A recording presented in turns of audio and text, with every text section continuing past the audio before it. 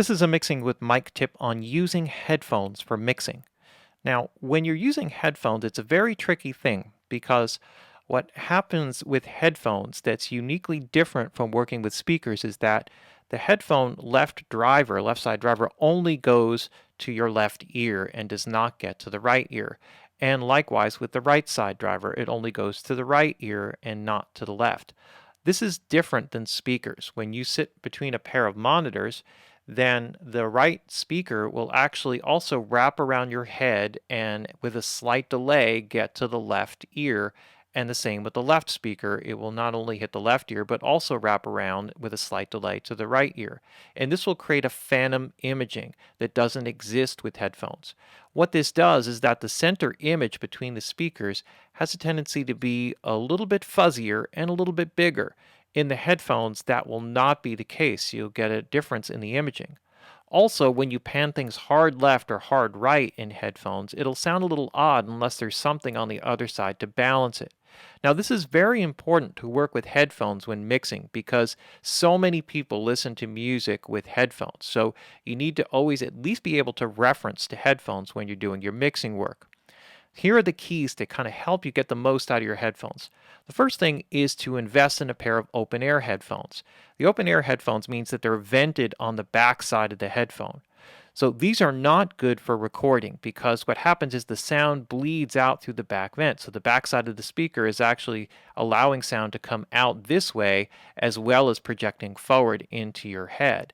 Now, the good part about this is that when you actually allow this back end of the speaker to vent, the speaker is not only more efficient, allowed to move more freely, but you actually don't get the low, mid, or low frequency buildup that you get when you have a solid shell. So the solid shell or closed back headphones, as they're called, are better for recording because they're going to give you isolation. You're not going to get bleed from your vocals of the mix into your vocal mic. And this is really important. But for mixing, those headphones don't serve well because that buildup of low and low mid frequencies will actually skew your sense of what the frequency response is and can very easily lead you to making bad decisions in your mix. Now, if you happen to have headphones, one other device that's very helpful that I found great is the Redmine Monitor by 112dB. And there may be other companies that make them, but the basic idea is that what this does is it allows you to set a speaker angle, right? How far the angle and how far the speakers are away from you. And it doesn't actually emulate a speaker per se in terms of a particular monitor like a Genelec or a Focal or an Event monitor or anything like that, or an Adams. But what it does do is it feeds a little bit of the right side signal to the left headphone and a little bit of the left side signal to the right headphone with a slight delay, thus emulating the effect of what you get when you're working with speakers.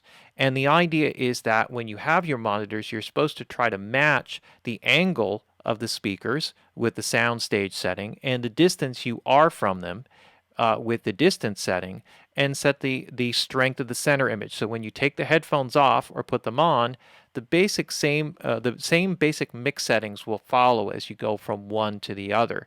And this is important because this allows you to reference them and work with headphones in a very similar way that you work with your speakers.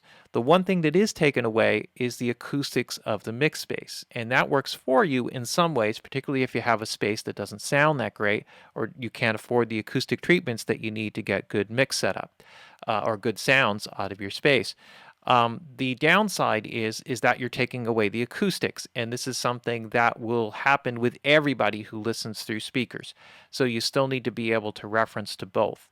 The other benefit is of working with headphones is that you can actually mix and not bother anybody. So if you're working in your bedroom and you don't want to keep your neighbors or your family members up with your speakers, then using headphones, you want to have a good setup so that will allow you to do that.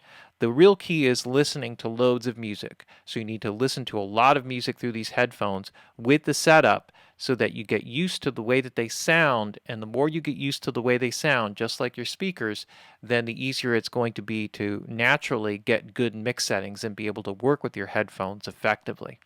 So there you go. There's your Mixing with Mike tip on using headphones for mixing. If you like what you see, then you can join the live classes every Wednesday night at 7 p.m. You can go to mpginsider.com, click on the Mixing with Mike link for details, and also take a look at the Mixing with Mike blog to see other mixing tips that are posted daily every week. Thanks for tuning in to another Mixing with Mike tip.